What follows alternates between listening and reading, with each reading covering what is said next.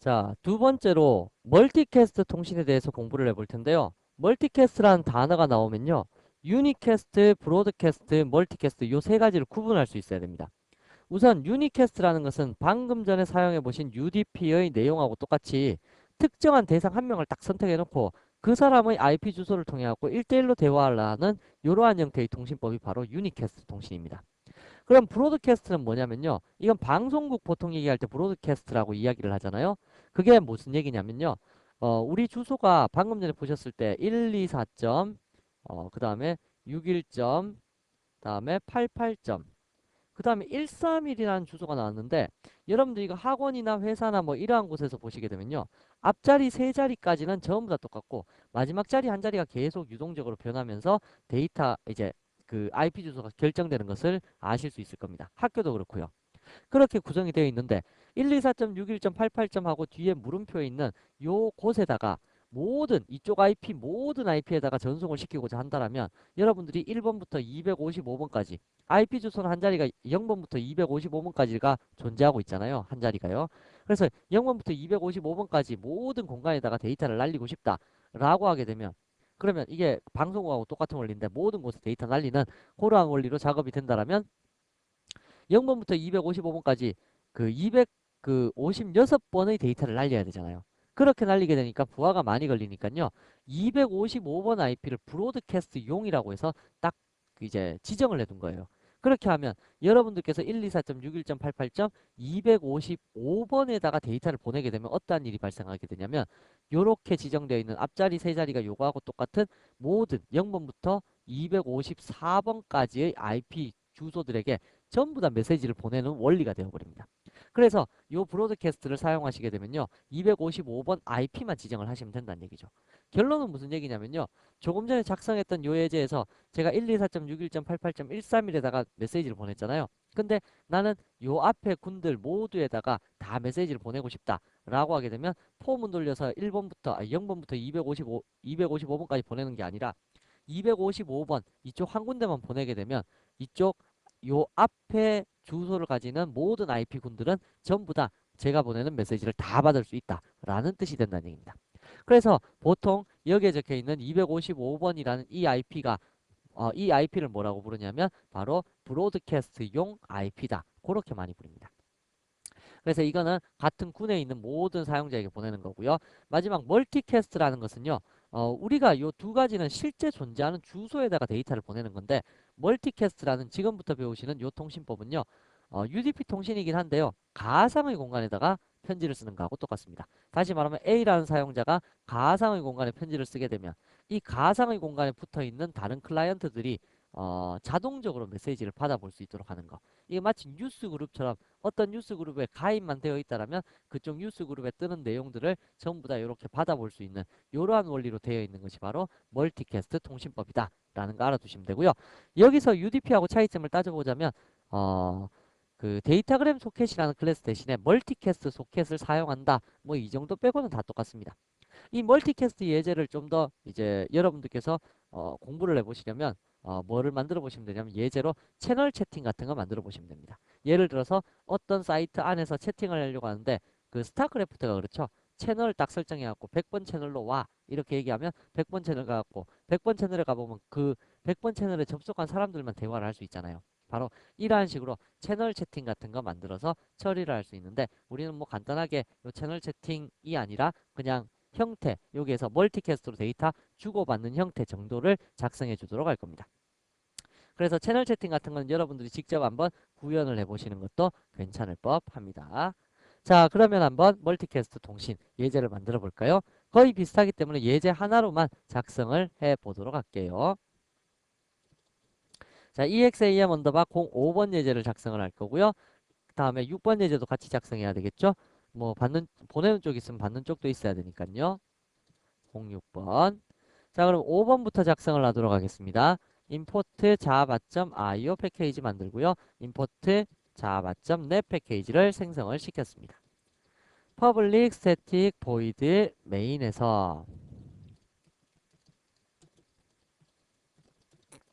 자, 그럼 첫 번째로 전송할 데이터가 일단 필요하다고 했었으니까 또 스캐너를 통해서 또 입력받아야 되겠네요. java.util.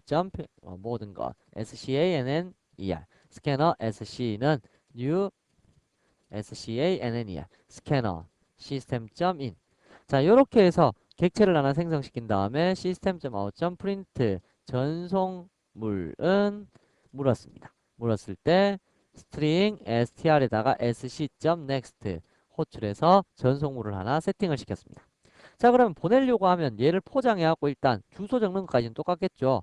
데이터 그램 패킷 DP는 new 데이터그램 패킷이라고 해갖고 여기에다가 첫 번째로 str을 getbyte로 분할시킨 데이터에다가 str.getbyte로 분할시킨 데이터의 length 값 요걸 구하시면 될 거고요.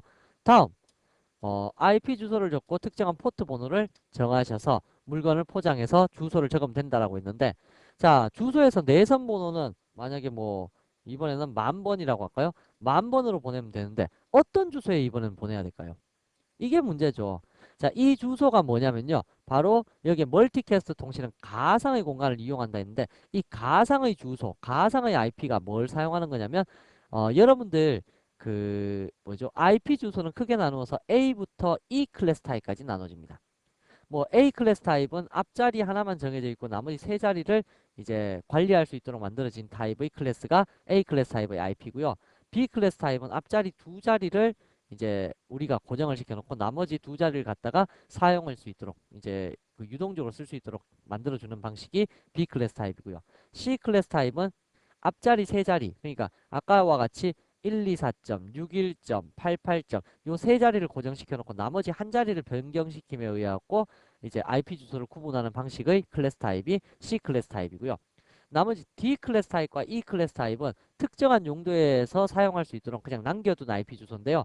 그 중에서 멀티캐스트용으로 사용되는 그 IP 클래스 타입이 바로 D 클래스 타입입니다. D 클래스 타입의 IP는 몇 번부터 몇 번까지냐면 224.0.0.0에서부터 239점, 255점, 255점, 255까지. 그래서 24번 IP로 시작하는 거에서부터 239로 시작하는 IP, 거기까지의 모든 IP는 바로 브로드캐스트용으로 잡혀 있다는 얘기입니다. 물론 이거는 네트워크가 지원이 되어야지 통신이 가능하겠지만 여하튼 뭐 엠본이라는 회사에서 지원을 해준다고 하니까 그쪽 사이트에서 여러분들이 도움을 받아보시면 될 거고요. 일단은 224에서 239 사이에 아무 IP나 사용해도 됩니다. 여러분들 실제로 뭐 어떤 컴퓨터의 IP를 조사하든 간에 요 사이의 IP를 보신 적은 없으실 겁니다. 왜? 이거는 가상의 IP고요. 실제 컴퓨터에 존재하는 IP가 절대 아닙니다. 그렇기 때문에 요 사이에 있는 요 IP들은 여러분들이 언제든 브로드캐스트용으로 멀티캐스트용으로 사용할 수 있는 IP군이다 라는 거 알아두시고요. 자, 그럼 우린 몇 번 한번 선택해 볼까요? 자, 주소 inet add ress ia는 inet add ress.getByName. 자, 했을 때 IP 주소 몇 번 한번 사용해 볼까요? 뭐 224에서 239까지 쓸 수 있다고 했으니까 239. 235 할까요? 뭐 아무거나 235.123 123. 뭐 44.55 뭐 이러한 식으로 IP를 아무거나 선택을 하시면 됩니다. 서로 간에 약속만 되어 있다라면 어떤 IP에 어떤 포트를 사용해도 관계는 없습니다. 그래서 이쪽 IP에 대해서 데이터를 전송시키도록 만들겠습니다. 했을 때 이제 보내는 게 데이터그램 소켓으로는 전송을 못 시킨다는 거죠. 이러한 가상의 주소에게 데이터를 보낼 때는 바로 멀티캐스트 소켓을 통해서 데이터를 전송시킬 수 있다는 얘기입니다. 자, 이렇게 전송을 시켜놓고요. ms.send 라고 하셔서 dp라는 요객체를 전송시키면 되고요. 다 보내셨으면 ms.close 하셔서 닫아버리시면 됩니다. 자, 요 통신법은 우리가 아까 제일 처음에 만든 UDP 통신법하고 틀린 거 하나도 없죠. 완벽하게 똑같은데 단지 뭐만 틀립니까? IP 주소만 가상의 공간을 썼다라는 것 빼고는 틀린 게 없습니다. 그래서 이제 UDP의 파생적인 부분이고 가상 공간을 이용하기 때문에 특정 IP 주소에 얽매일 필요가 없다. 그러한 특징, 좋은 특징이 있다는 얘기입니다. 다음, 그럼 받는 쪽에서는 어떻게 처리가 되느냐? 받는 쪽에서는 약간 틀리게 처리가 되는데요. 일단 import java.io. 모든 것. 다음에 import java.net. 모든 것. public static void main 메소드 작성을 할 거고요. 자, 받는 쪽 한번 작성해 볼까요? 받을 때는 일단 최대의 공간을 확보를 시켜야 된다고 했었습니다. 그래서 데이터그램 PHKT DP는 New 데이터그램 패킷 하셔서 New 바이트 65508 최대 공간 확보시켜 놓고요. 자, 그런 다음에 이제 받으시면 되는데요. 어디로부터 받을 거냐면 MULTI 멀티캐스트 소켓을 만드시는데 포트 번호가 필요합니다. MS는 MULTI CAST SOCKT 몇 번이었죠? 아까 10,000번이라고 했었죠? 10,000번에다가 데이터 보낸 거를 받아내도록 하겠습니다. 라고 해서 ms.receive 하셔서 dp에다가 받아내시고 뭐 다 했으면 ms.close 하시고 다음 메시지를 누가 보냈느냐 보낸이 하셔서 dp.get address.get host address 하셔서 출력을 시키시고요. system.out.println 내용물은 new string dp.get data.trim 자, 요렇게 하시면 되는데요. 문제는 상대편이 보낼 때요. 지금 제 주소로 보낸 거 아니죠? 제 주소가 뭐였어요? 124618813일이었잖아요. 근데 엉뚱한 주소에 보내놨는데 제가 자기 집 주소에서 받을 수 있을까요? 못 받겠죠. 그렇더라면 마치 뉴스 그룹처럼 어떻게 해주셔야 되냐면 ms.joingroup이라고 해서 특정 IP에 조인을 해야 됩니다. 그래서 요게 틀린 부분입니다. 그래서 inet add ress.get by name 하셔서 어디에 조인하겠습니까? 앞에서 적었던 요 주소에다가 조인하겠습니다. 그러니까 가상의 주소가 보낸 사람, 받는 사람 전부 다 요 가상의 주소를 다 알고 있어야지 통신이 가능하다는 얘기입니다. 그래서 요 가상의 주소를 설정했으면 요 보내는 사람도 요 주소를 알아야 되고 받는 사람도 요 주소를 당연히 알고 있어야 됩니다. 당연히 포트 번호도 통일을 해야 되겠죠. 그래서 이렇게 조인시키고 나면 리시브에서 받아낼 수 있고요. 받아낼 거 다 받아냈으면 리브 그룹 하셔서 여기를 떠나 주시면 됩니다. 요거를 객체로 만들까요? inet add ress ia는 그래서 여기 ia라는 주소에 조인했다가 내용 뭐 처리할 거 다 처리했으면 ia라는 요 주소를 떠나버리시면 된다는 얘기입니다. 그래서 조인하고 내용 받고 떠나고 요렇게 처리를 하면서 특정 채널에 접속했다. 특정 채널에서 빠져나왔다. 요렇게 하는 통신법. 이게 바로 멀티캐스트라는 겁니다. 나머지 내용은 전체적으로 봤을 때 여러분들이 UDP하고 틀린 게 하나도 없죠. 그죠? 단지 차이점이 있다면 가상의 IP 주소 이용했고 그렇게 이용함으로 해서 조인을 해야 되고 리브를 해야 된다. 뭐 이러한 차이점 그 정도만 이해를 하고 계시면 좋겠네요. 자, 그러면 이제 요 5번하고 6번을 한번 테스트 해보도록 할까요? 자, 그러면 서버부터 돌려놔야, 아니, 서버 쪽이 아니니까 받는 쪽이 먼저 돌아가고 있어야 되니까 6번을 먼저 돌릴 거고요. 그럼 이게 대기 상태에 빠지게 되겠죠? 다음에 이쪽에서 내용을 한번 보내보겠습니다. 5번에서 데이터를 보냅니다. 안녕하세요. 보내게 되면 그 보낸 이는 누구다. 다음에 안녕하세요라는 글자가 왔다. 라는 것을 뽑아낼 수 있을 거고요. 뭐 예를 들어서 우리 뉴스 그룹에 참여하신 걸 환영합니다. 뭐 이러한 환영 메시지를 보냈다라고 하게 되면 지금 여기서 저거 잘렸군요. 데이터가. 그래서 요 같은 경우에 지금 저 어디서 잘렸죠? 뭐 여하튼 이렇게 해서 데이터를 전송을 시켜 보시게 되면요 여러분들이 원하는 데이터를 전송을 시킬 수 있고 요 데이터를 전부 다 받아낼 수 있다 라고 하는 이러한 형태의 통신법 UDP하고 완벽하게 똑같은데 똑같은 형태의 통신법인데 그 단지 가상의 IP 주소만 이용했다 뭐 그러한 부분이 차이점이 생긴다는 얘기입니다. 자, 그래서 여러분들께서 이제 요 멀티캐스트까지 UDP에서 멀티캐스트까지 요 통신법의 흐름에 대해서 잘 이해를 해두시고요.